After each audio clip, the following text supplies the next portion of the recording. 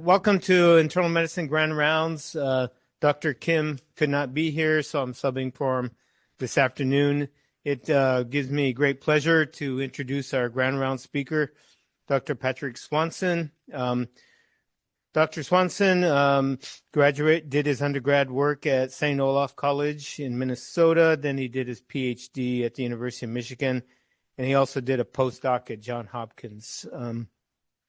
So he is currently a professor and the graduate program director in the Department of Medical Microbiology and Immunology. He has received multiple NIH and other research grants over his 25 years at Creighton and was recognized in 2022 with the Distinguished Research Career Award.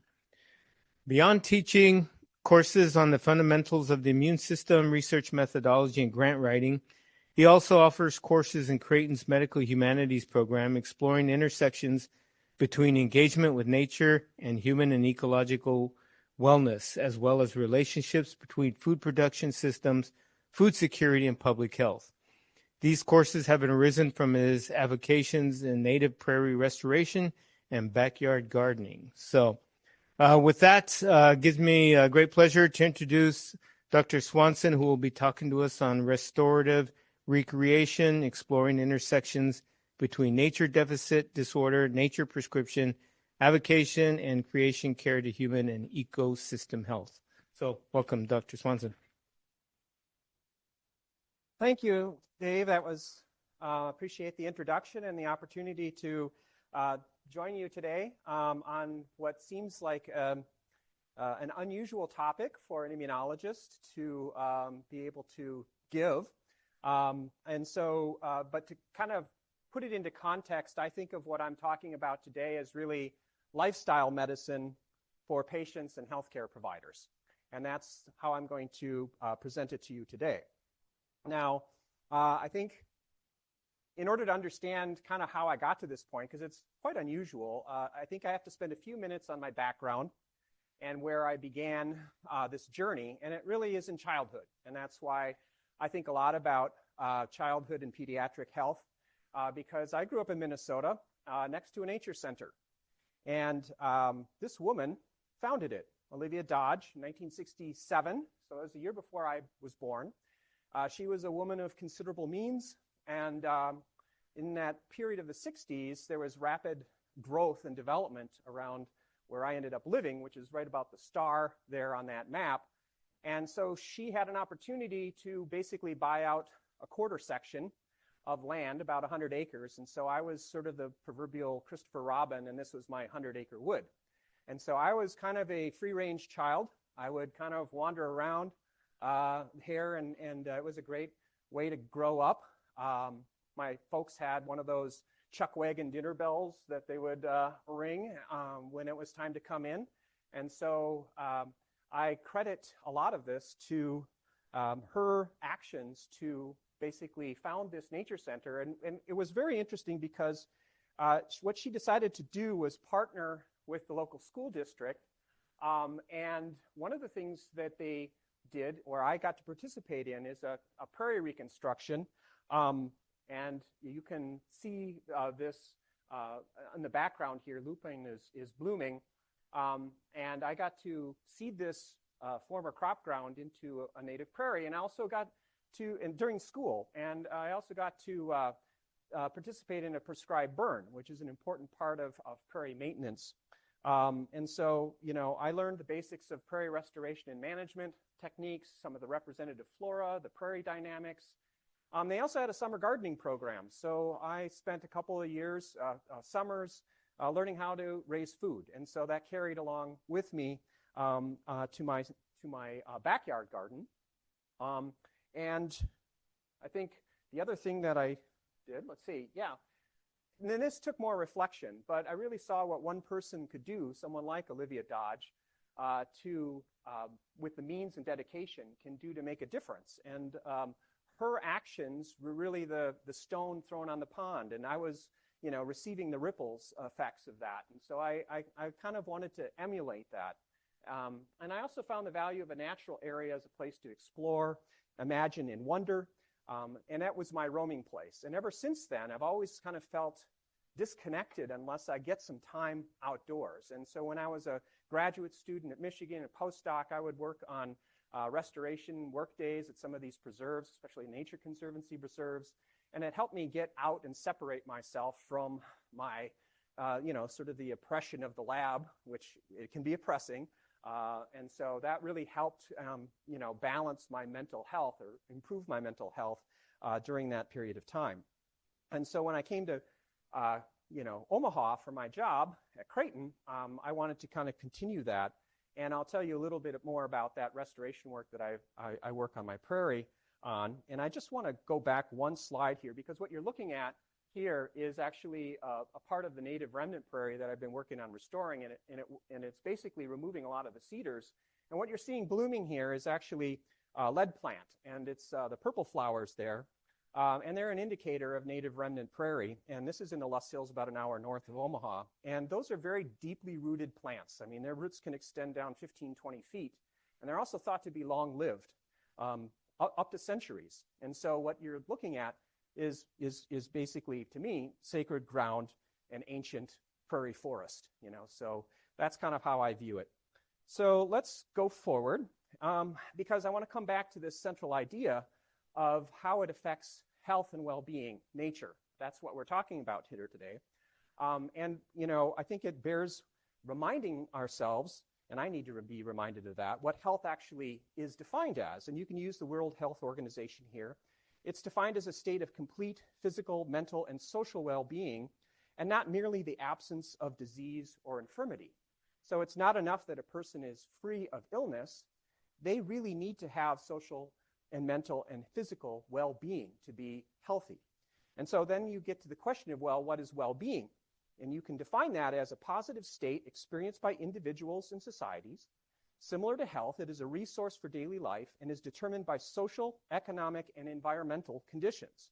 Well-being encompasses quality of life and the ability of people and societies to contribute to the world with a sense of meaning and purpose. Okay. So I'd like you to dwell on that a little bit, because environmental conditions impact the quality of life for people. And by providing them a quality of life, that helps enhance their wellness. And so if you look then to kind of our current sort of medical paradigms about how we achieve, health and well-being, you can look on the left-hand side, which is kind of where a lot of medicine can typically operate, being reactive, treating the condition as the patient comes in and describes what their problem, what their underlying health issues are to you. And so obviously there's a place for acute care and a care of chronic conditions that can be with medical indications that you can treat. And they tend to be corrective, episodic. And what I mean by that is that you treat the patient as they come in. There's clinical responsibility, of course, because you're kind of trying to diagnose the underlying disorder and then come up with a treatment regimen. And it's compartmentalized, okay? So you're kind of constricted about what you treat and how you think about it. If you want to move from something that's more just trying to get somebody to the middle ground, this neutral, and then move them to a condition of well-being, you have to think about things a little bit differently. This is where you have more proactive approach of medicine, where you try to get them to a condition where they can thrive. You try to maintain and improve their health. You have more preventative measures that you think about in order to make sure that they don't have to come in as much to the clinic. It is more holistic and requires a little bit more individual responsibility. And that's where the lifestyle kind of medicine fits into this sort of paradigm and ideally integrated into your normal everyday life.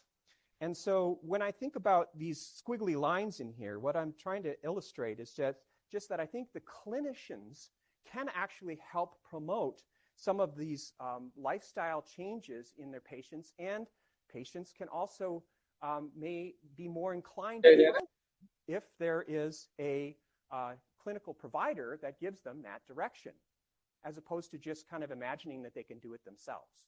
So that's what I hope I can convince you, that healthcare providers can actually help promote everyday changes that can improve and move the continuum from neutral to well-being.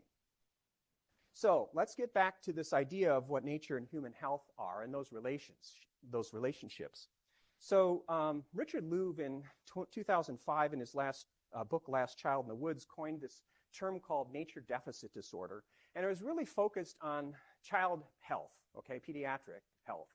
And it was the idea that children are spending less and less time outdoors and as a result of that have negative or propagating negative effects on their health. And this really resonates with me, given my childhood. And I'm giving you two kind of illustrations of what the conceptual difference is. And so here you have a girl who's who's playing in the woods, who's kind of maybe talking to herself and thinking about how to construct this environment, like a little fort. Any fort builders out there when they were kids? Yeah, fort building is awesome. So you have that kind of illustration. And then you have something like this, where, there's less intention about how that place is manufactured. It's prefabricated. There's a nice spot for a reading nook, no doubt. And these aren't mutually exclusive, by the way. You can have a nice little reading nook. But if you don't have that kind of opportunity for the child to be able to engage with free play in thinking about how to manage their own construction and environment, they're not really developing all of the things that they could be. And so the effects that are propagated by this nature deficit disorder in children included things like diminished use of senses, attention difficulties, poorer grades, obesity, vitamin D deficiency, higher levels of aggression and depression, lower ability to cope with stress, higher rates of emotional and physical illness, lower sense of well-being, diminished higher order executive functions. And this last one is really interesting to me. Okay, so executive function is about reasoning, problem solving, and planning. You can see in that upper illustration right here, there's a lot of reasoning, problem solving, and planning that goes into creating an environment like that for yourself as a kid. Okay, when you take that away, what do they do? And I think one of the most interesting facts that was when I listened to a podcast, and it's also in the book, that this idea of higher order executive function, where children are now at 7, 25 years ago, they had that kind of executive function at 5. So we've lost 2 years of a delay in developing executive functional skills in children. And he makes the case that that's largely due to the fact that we have them inside all the time. Now, nature deficit disorder is not a recognized medical diagnosis. We'll just put that up front. I mean, I might argue that maybe we should think about it being a diagnosis, but at present it is not. And many of the effects of being in nature are also, or lack of nature, is also true in adults as well. And so getting outdoors is basically healthy for you. Now, why people don't go outdoors? Well, there's a lot of reasons. I mean, at least for kids, overscheduling can be a problem. Electronic distractions, like these screens, they can be a problem. Lack of green space to actually be outdoors. True, fear and safety of bugs and bad guys. I mean, sure, all of those are real and true and concerns, but in a large measure, many of them can be addressed. Okay, so that's where we're at as far as why people don't go outdoors more often. Now let's turn the attention then is to what do you benefit. I talked about if you don't have nature, what are the effects? But if you actually intentionally go outside and enjoy the outdoors, what are the reported benefits? And so this is a meta-analysis of nature prescriptions, and I'll get what nature prescriptions are in a minute. But a lot of sort of the analyses of many studies kind of factor in a lot of things about improved mental health, reduced risk of cardiometabolic disease, presumably because they're maybe more active, lower risk of neurodegenerative diseases in older adults, favorable pregnancy outcomes. So there are a lot of kind of associated benefits of this kind of nature contact. Now, to be fair, people have raised concerns about study bias, sample size, variable approaches, and it's because people live in different places and have access to different green spaces or brown spaces, whatever blue spaces, whatever. And so it's hard to control for every single, aspect of nature contact. But the preponderance of evidence really does argue that this is something that's beneficial for human health. So now I get to nature prescription. So what is a nature prescription? It involves a healthcare professional, like a general practitioner, or a social professional, like a counselor, welfare officer, therapist, whatever. And the idea is to prescribe a fixed amount of time per week in a natural setting, such as a park. Okay, so walking through the park. Basically have a script for that. It's not restricted. It can be a lot more diverse than that kind of prescription, but in general, it was outdoor activity. And it's important that it's recognized as an adjunct to conventional health care. So the things that we do to treat patients medically, great. But you can actually help augment the outcomes by having a script on top of it to get them outside. And it's not just, me making this stuff up. Actually, I'm going to give you a little snippet from Mayo Clinic on their activities to do this. See if you can hear it. Oh, of course not. You're not going to hear it. Another technical difficulty.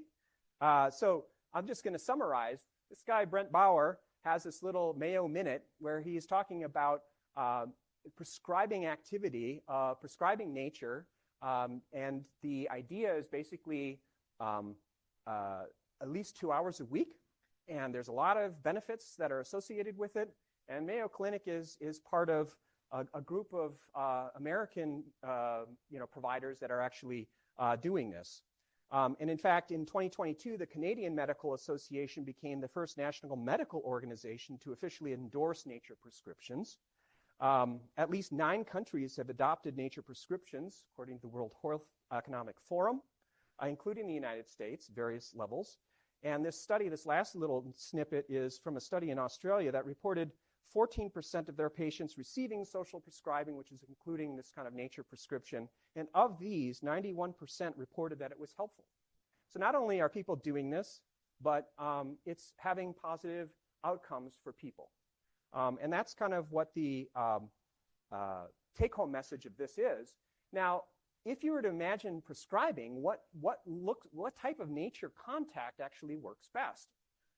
If you saw that video, and you can find it online if you want, at least 2 hours a week. That's kind of the guideline. Okay. Now that can be spread over a period of days. It doesn't have to happen all at once. 30% canopy cover. This is kind of interesting. I mean, we're savanna-based evolutionary creatures, right? So maybe we like some trees and shade when it's hot outside. A little bit more unstructure versus structure, and this is particularly true for children, where they can free play and kind of imagine and develop things without having a very dedicated program of what you achieve by being outside, and this is true for adults as well. Maximizing sensory use. And so, you have a lot of senses, and it's thought that, the more sensory inputs that you have and engage, the better the outcomes, okay? So it's not just the classical 5, but, things like balance and perception of heat and pressure. All of these provide sensory inputs that not activated when you're sedentary, okay? And so I think that's important. So leave the earbuds at home. Now, I know that some people like to listen to music. It's motivating. I get it. But you're also preventing yourself from hearing the birds or hearing the cicadas or hearing the crickets. And there's something about having that kind of engagement with the natural world that I think has this positive effect. A mix of active and passive. So what I mean here is that, of course, activity, physical activity is beneficial. I think we all know that. But some reflective time built in there and observational time is what gives us sort of these interactions with nature that we can't easily do when we're like riding our bike and passing everything at 50 miles an hour. I'm exaggerating, but you get the point. If you're running along a trail, you don't always get a chance to sort of see the rest of life living their lives when you're running by it. Conversational time and reflective time. So it's nice to be able to walk with people and talk to them. That's great. But maybe you also need some time to be separate and be able to think about things in your own way, on your own path. Mix of environments and ecological structure. What does this do? Well, if you're just walking along a cart path on a golf course, everything looks pretty much the same, okay? But if you have a mix of ecosystems, a mix of, little semi-wild and constrained and, beauty and flowers and forest, I mean, all of those provide a larger piece of artwork that you really begin to see more of the world, and that has a positive feedback. Within 10 minutes of home. Of course, this is really challenging, right? We live in our built environments, and we don't have a lot of green space, especially areas that have been historically underinvested.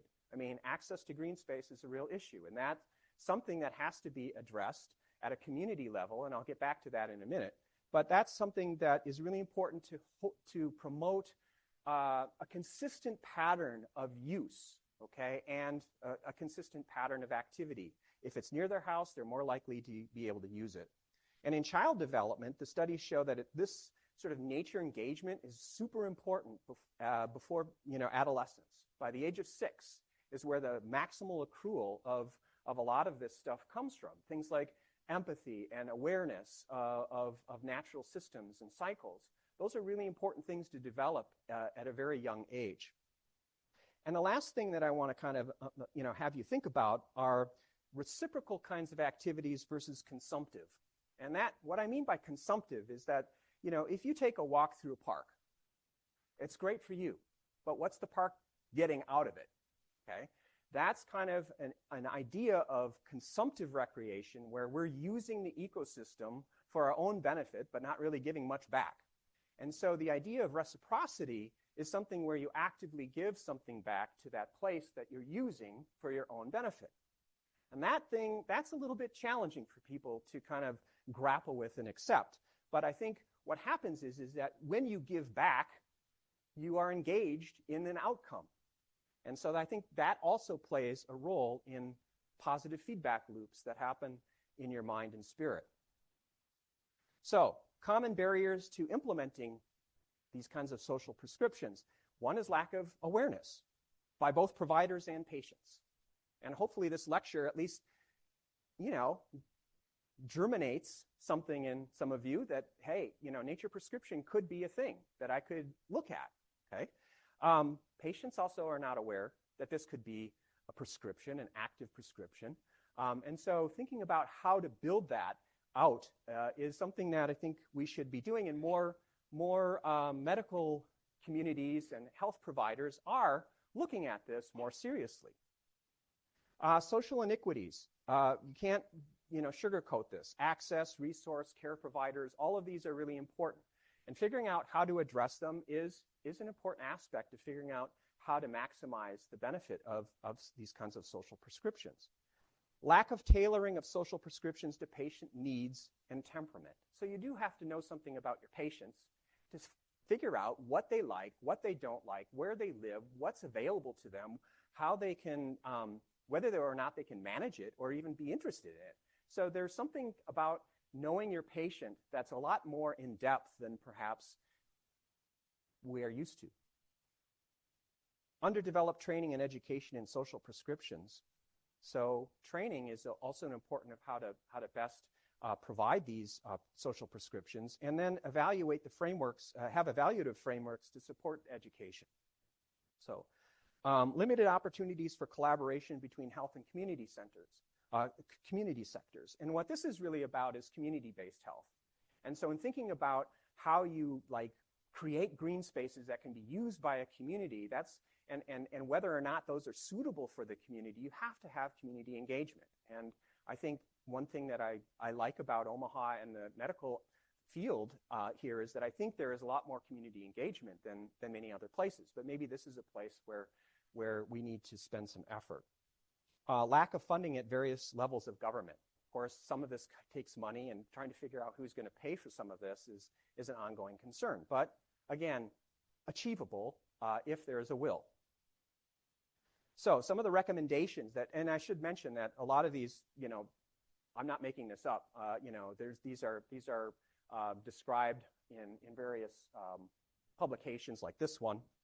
And some of the recommendations are provider awareness of patient needs, interests, and local environments for effective tailoring of prescriptions. So you need to spend some time with your patient to figure out how you tailor it to their particular situation.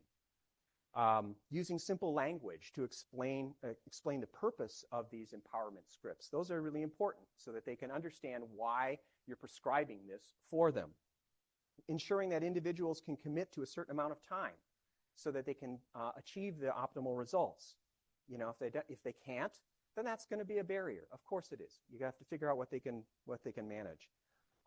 Facilitating access to enhanced adherence. And this is about building social capital with networks of people in the community so that they can help you achieve these best outcomes and building collaborations. Also very important to co-produce these plans with the patient. It shouldn't be top down. It should be bottom up. And that's part of, you know, like knowing what their abilities and access and community look like so that they can, do something that they can actually manage. Ongoing motivational support or check-ins. You know, just how are you doing? How is it working for you? These are kinds of things. Incorporating mindfulness and reflection for personal evaluation and growth and to counter unexpected disruptions. So what would be a disruption? It's raining out. I can't go outside. I have to be inside today. Or, you know, we've got a blizzard outside. I'm not going to be able to walk the park. Well, what's plan B? Okay, so some of that could be incorporating mindfulness exercises, meditation, or other kinds of efforts where if you encounter a problem with the prescription on that day, you can have an alternative. That's one of the things that they talked about. And I would say there's a lot of possible ways that you can think about this and examples. One is journaling. So in that activity, a patient, you know, then also sort of writes down kind of like where I was, what I did, you know, how long I did it, you know, what did you do that day? What kind of activity did you engage in? And then maybe one nature observation. What did I see? Did I see an eagle sitting in the tree? It could be as simple as, you know, I saw the leaves fluttering off the trees. It was really magical. Or, you know, any sort of example like that. It's just a single engagement. Some have actually implemented park excursions or guided excursions by collaborating with park personnel. ParkRx is an example. Another fabulous one is Dr. Nushin Razani's. She's at UCSF, and she has a great TED Talk if you want to see it. It's about 15 minutes. And what she's done is worked with a local park group to bring, and she works in an underserved area. So she's brought these kids out with their families to a local area where they have a park person kind of representing and doing the explanation of what you're looking at, and the kids. And one of the best things about that video is her description of a kid who just gets off the bus and saying, "I'm free," you know, just running out of the bus and just so happy to be out. Okay, and so take a look at that TED Talk. She's also kind of spearheading a lot of this in the field, and this is a recent publication, if you're curious, in ecopsychology, where she's trying to, you know, really drive home processes and procedures and thinking about nature contact as a health behavior. Of course, you heard about gardening. And I think backyard gardening is a great example if you have that opportunity. Volunteering at a local park or community garden. But let's just get them outdoors for a start. I know it seems like a lot, but if we get them outside, maybe they can develop some of these other interests as well. Okay, so I've talked about it from the patient side, but guess what? It's also really important for providers. We know that, you know, medicine and the practice of health encounters a lot of stress, okay?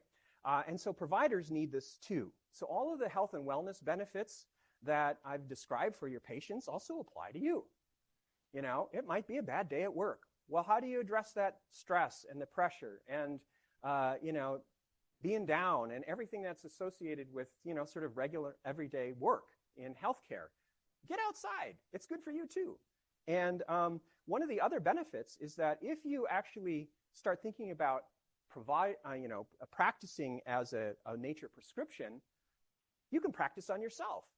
And you can practice the methods of nature prescription and base it on your own experience. And that will give you a connection with your patients that might be really valuable. Have you tried this? Have you thought about this? You know? And I've done this. Hey, I feel much better. My X factor has dropped or improved, and I can see it in myself. Now, I also want to bring up this idea of avocation, because that was in my title. And as an avocation, if you kind of work to build this in your own life, for your own sort of self-prescription, it can be viewed as something more than your, job, okay? And so what an avocation is an outside of work activity, hobby at least, but maybe more than hobby. And if you're in medicine, you know this guy, Sir William Osler. He was very famous, a Canadian physician and one of the big four founding professors of Johns Hopkins Hospital.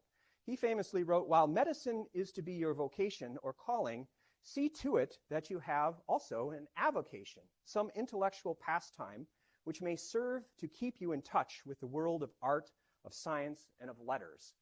And he was thinking that, that's really important to prevent burnout. And also build connection with patients, because you're not seeing some person who doesn't have any connection with any reality, okay? And some of us, don't get out much. And so maybe we're not as, effective as we could be by just having more experiences outside the job, okay? And it can also develop personal skill building, continuous development, job and joy and satisfaction. These are aspects of avocation which we've looked at and made determinations that these are most effective for building the satisfaction of an avocation. Okay, something outside work. And I actually, there's evidence to support this. This survey of UK doctors showed that it correlated with greater professional engagement. Interestingly, not burnout, but at least your ability to engage patients was better, and probably your longevity and enthusiasm for doing your work, because you have some way of taking you out of your job, at least for a while, and rejuvenating you. Okay? And that's really important, regardless of your profession. I'm talking about medical and healthcare providers right here, but it's true for me too. Right? And so that's why I think about it a lot. Now, so hopefully I've made the case that nature is good for us.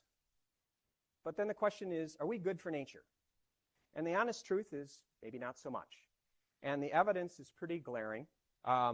We see a large loss of many kinds of species over large areas in both abundance and diversity.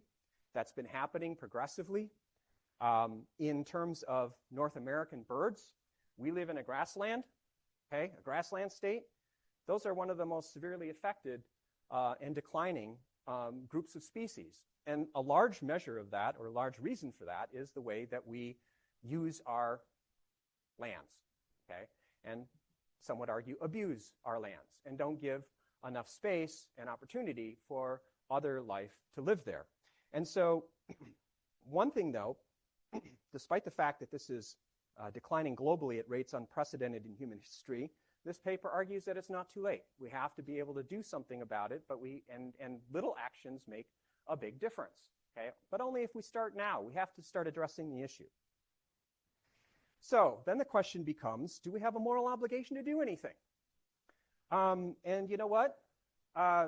Since I work at Creighton and our healthcare organizations that we're in today have their roots in Catholic faith tradition, maybe it's worthwhile looking at what some of the faith leaders have said about this. And, our former Pope Francis wrote a text, an encyclical on this, call it On Care for Our Common Home. And the abridged version, because it's pretty long, saying, hey, you know what? Humans haven't been exactly the best stewards of the planet, and our consumption and our pollution are creating situations where a lot of life, including humans, can't survive very well. And so we have an obligation to try to address some of those issues. And unfortunately, it hurts the most marginalized and the poor more so than the rest of humanity, because that's where a lot of our industry is localized. And you have examples of things like the Asarco lead plant here in Omaha and the North Omaha, coal burning. And so those are affecting local populations, and they were historically planted there or started there because they were convenient and there was probably less pushback for these kinds of industries. Now, with regard to nature, I'm going to point two passages from this text to illustrate how I think he thinks about it. And this one, it is not enough, however, to think of different species merely as potential resources to be exploited while overlooking the fact that they have value in themselves. Each year, the disappearance of thousands of plant, each year sees the disappearance of thousands of plant and animal species which we will never know, which our children will never see because they have been lost forever. The great majority become extinct for reasons related to human activity. Because of us, thousands of species will no longer give glory to God by their very existence, nor convey their message to us. We have no such right. That's a powerful message. Okay? It says that creation deserves a place to live, period. Okay? And so we have to figure out how we create a situation where the rest of creation can live with us, okay? Not independent of us. And the last one I wanted to include is this one. God has written a precious book whose letters are the multitude of created things present in the universe. The Canadian bishops rightly pointed out that no creature is excluded from this manifestation of God. From panoramic vistas to the tiniest living form, nature is a constant source of wonder and awe. It is also a continuing revelation of the divine. So that creation is a mirror of the divine. So if you believe that, if you are inclined to believe that, then you're kind of stuck in this situation where, well, what do we do about it? Well, that's what I've been grappling with for the last 20 years or longer, trying to figure out how I confront the fact that what I do for a living is resource intensive. A laboratory takes a lot of energy, takes a lot of resources. I have to start with myself before I can lecture to others. And this is kind of some of the things that I think about in restorative recreation. And trying to bridge this idea that we have an obligation to life, we trying to do the best that we can in our jobs, and how do we link these things together with avocation and nature immersion, because I know it's good for my health. And so I've worked on prairie restoration in this remnant for almost 20 years. I've written about it. And this restoration idea comes from this idea of reciprocity, giving something back to nature that I've taken because I like it. I like being outside. So I'm taking something. And things like natural areas management, involvement, native plant gardens, planting native trees, things that support native ecosystems, those are one way that you can help. Green space development and stewardship. So creating access to these green spaces and more green spaces and better defined green spaces help improve health, okay? And the health of the ecosystem and the other life that lives here as well. And we can look at it as one world, our world, our responsibility. We live here, we have to do something about it. And so if you look at a picture like this on the lower right, you see a very nicely manicured park, okay? Very nice for people, maybe not so great for nature. Could we actually improve it? Okay, same thing with our lawns, our houses, our golf courses, our green space. Highly manicured, highly pesticide laden, and not really conducive to other life. So can we change how we view that and improve habitat for other life? And so if you're planting trees, or maybe you use native plants. I plant a lot of native plants in my garden in the backyard. This is cup plant and ironweed up here. Fabulous, brings in pollinators from all over the place. Just amazing. This right one here, this two-spotted scolid wasp, actually I've stopped, treating my lawn with pesticides, okay? That means I have a few grubs, okay? Turns out this wasp is a natural predator which digs down, finds the grub, parasitizes it, lays an egg in it, and then that wasp now emerges. So natural pest control, okay? I've given, nice clean grubs for the wasp to eat, okay? And so some of the things that I've learned, so on the left-hand side here I do a lot of photography too, okay? These are pasque flowers that are on my native prairie. They're blooming. They'll be blooming here, and it's one of the earliest native wildflowers that bloom on the prairie. What I've done is a sort of a collage of all the different life that's attracted to that one species that blooms, okay? I view it as, an ecosystem driver, okay? All of these different species use this flower. And if you want to go up to the Loess Hills, about an hour north, the Les Hills State Forest, this should be blooming. If you go to the overlook, you'll be able to see these flowers blooming in about 2 weeks. On the right-hand side is a picture of a showy goldenrod, just one picture, and 6 different species using it at the same time. Okay, so that's the awe and wonder. Okay, that's the revelation of the divine to me. Okay, and so that's how I think about it. And so, as an avocation, this restorative recreation works for me, from my standpoint, by separating what I do for a living from what I do for a life. Okay, and those two things interconnect, and has led to unexpected opportunities, like today. When I joined, I had no idea this would even be a remote possibility. But that's kind of what happens when you follow your avocation. It may lead to something vocational. Who knows? Okay. I also think that being present as a witness is really important. If you give money, you never really know how the money is used. But if you do it yourself in your own hands, you're invested. You think about what the outcomes are. And so, imagining and reflecting on the wonder of what you've created and the things that are attracted to it really creates a positive feedback loop, in my view, and is thanks enough for the effort that I've given to this. And the last is just kind of in thinking about what that nature prescription is. This is my nature prescription, okay? So I'm going out there and just doing my restoration work. It's great. I feel better. I think better. I'm better.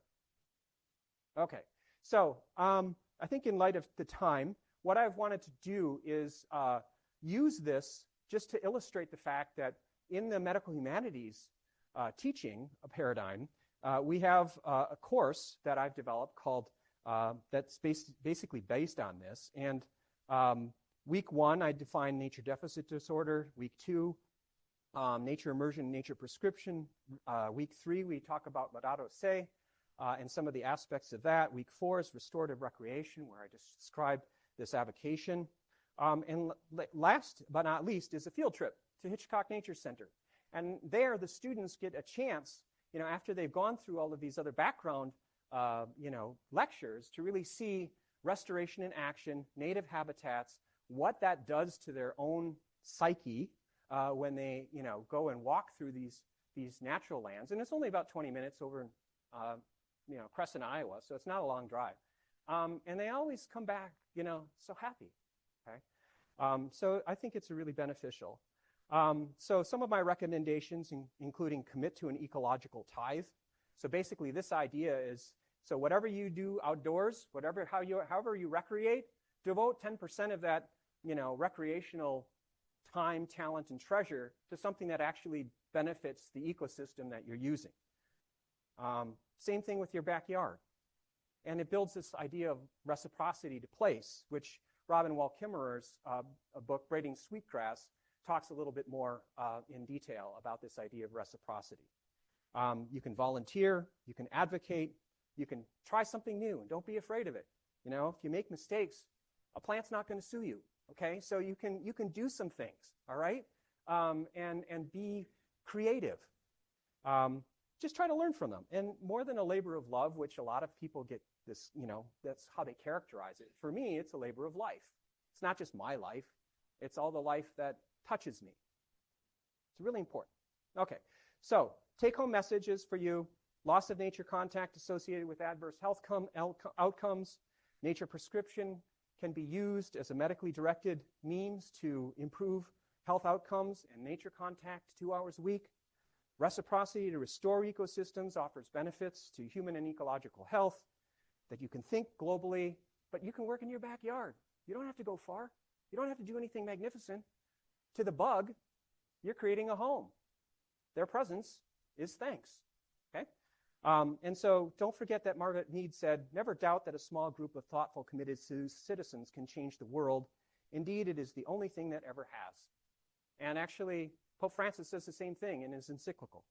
And my addendum to that is individual effort applied consistently over time can yield substantial results. Okay, so if you take the effort to do it, you'll be really pleased. Okay, so I'm going to skip some of these research questions. They're really focused on thinking about what the barriers are to kind of developing nature prescription here, how you could think about what you might address, and how you would address it, thinking about how you would prescribe. And if you can't prescribe it on anybody else, prescribe it on yourself, okay? Or have a companion do it with you and try it out on each other, and figure out what the responses are. That's a good start. And then you could try it on your patients. There's no harm in it. And then, again, thinking about a plan. How would you prescribe? How would it work? There's actually really good resources like ParkRx America that has a really good source of information for nature prescribing. And so the longer term goal that I think we should all think about as far as our patient health, patient health, is to develop projects for discussion and implementation. And that's where I'm going to leave you. And these were part of the discussion points, but I think I'll end there and give some time for a few questions. Okay? Any questions?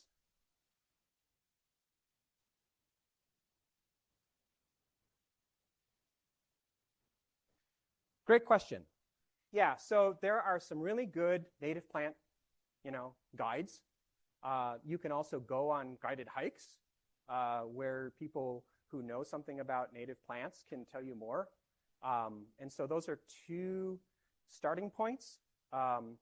Like Minnesota Wildflowers is a great guide. It's mostly appropriate for Nebraska as well. And so there's also native plant nurseries, like Midwest Natives Nurseries and Bumbling Bee Nurseries. They're in Nebraska. They have a huge selection of native plants. So those would be places to start. Yes.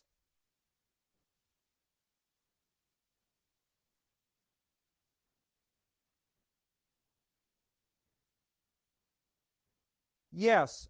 So great question. The question was about pheromones and human behavior, and it turns out that we can our sense of smell is fairly robust. Not as good as dogs, for example, but we can sense and smell things that will activate us, and our perceptions and our stimulation of our olfactory nodes, bulbs, and our hearing, and all of those things can help create positive feedback. And it doesn't take very long. They've seen the effects pretty quickly. Now, all of them are pheromone-based, maybe not, but at least it plays a part. Other questions? Yes. So if you prescribe, this, do you actually write out a prescription, or do you just tell the patient you need to get out? Actually, it is a written script, and if I could have shown you Brent Bauer's, Mayo Minute, it's actually a little script pad, and so. I'd love to have him come down here sometime as a fairly, local person to maybe, give some more details on how he writes it. But I think there's a lot of people who are doing this now, and they're really pretty simple. And so, but yes, it's a script that you would write out, and I think that probably gives direction to the patient, the person, and you could try it out on yourself and see if you like the script. I mean. Or try it on one of your friends and see what they do. And Patrick, Yes. as you know, I teach the restorative recreation in Phoenix to our M1s and M2s because of your great syllabus and the work that you've done. But we did have mixed reviews on the actual script. I gave them copies of them. I gave them digital copies so that they could use them in the future with patients. And some students are like, I think this is going to be really embarrassing. I don't think I should really write it out. So we did some practice with the students. And I just think the more you do it and the more you talk about restorative recreation, and really giving them a prescription for nature, the more comfortable you're going to be talking about it and actually writing it out. I think that's great advice, and I'm really excited that you tried that. And that's an innovation that you've done. So I applaud you for trying that out on it. I feel about it myself. But yes, I think that's part of it, right? Practice makes perfect, and so maybe we need some practice. Okay, any more questions for Dr. Swanson? Yeah, I have one. So I know you talked about access to green space and everything being a huge barrier. What kinds of what kinds of solutions to that are people working on? Sure. So one of them is having a map of local parks and knowing where the patient lives and what might be accessible. Also working with community groups to look at how that park is and what the local perceptions of that are. I mean, it might be a safety issue, it might be other kinds of issues. And so working with some community engagement on looking at that space and how could it be better used for these kinds of things. Yeah. And obviously increasing space, but that's a challenge, yeah. Right? Yes. Patrick, sometimes people feel like here in Omaha or the Midwest, recreation is difficult because the weather is often not clement and we don't have beautiful mountains and beaches. And I read a study in South Dakota Magazine one time that said that more than 95% of time of people living in South Dakota is spent indoors. And I thought that was just kind of appalling. But it's a tough place to be outdoors, right? It can be. My German grandmother said there's no such thing as bad weather, there are only bad clothing choices. Exactly. But what you'll find, you're asking about resources, is if you dig in a little bit, we are incredibly richly blessed. There's NRD lakes, like in every hour of a clock face around the city. If you start at Cunningham up in the north, you can work your way around all the way around the metro. Is Chalco and Walnut Creek and Prairie Queen and all these fantastic lakes, and Hitchcock and Waubonsee and the trails along the Missouri River, and there's all kinds of stuff going on. And there are groups to support being out so that if there are concerns around safety, it's much, much easier. There's Omaha Running Club and there's all kinds of walking groups and there's all kinds of things to get people out. And so I think it's sort of an interesting notion to dig a little deeper and find out that it's actually very doable here. Thank you. Yeah, that's great feedback. And, in the field, we also talk about green space versus blue space versus brown, like deserts. All of those places have different, advantages. They're all places that you can use. And so, like you said about the lakes, I've talked about prairies, but lakes are great. Many of them have paths around them. How can we better develop those areas and make patients aware of, for example, these groups that could actually assist and build a community of users. And I think community is also another big issue, right? Getting people out and getting them engaged to one another, interacting with one another is really a huge part of the social benefit too. Okay. Yeah, well, thanks a lot, Dr. Swanson. Thank you.